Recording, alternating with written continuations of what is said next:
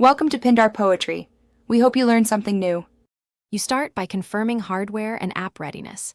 Make sure both devices support Bluetooth Low Energy and that the Messenger app is installed and permitted to use Bluetooth and location.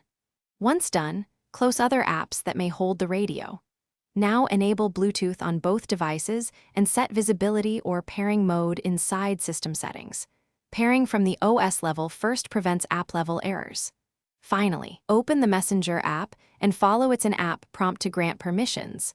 This ensures a clean, controlled connection attempt.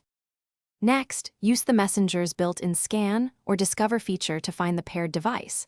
This lets the app create its own secure channel over the Bluetooth link. When the other device appears, tap it and verify any numeric code or PIN. This step prevents man-in-the-middle errors. Once the app reports a successful connection, assign the remote device to a contact or profile inside the app so messages route correctly. Make sure background permissions are enabled, otherwise the app may disconnect when it's not foregrounded. To finish, send a test message with a small attachment or emoji and confirm the recipient receives and the app shows delivered. If it fails, immediately toggle Bluetooth off and on, force close and reopen the Messenger, then reboot both devices. Many problems clear with a restart.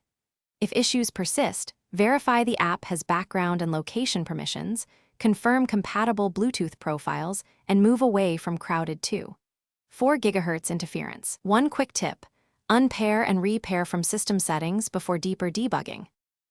Thanks for watching. Consider subscribing if we helped you.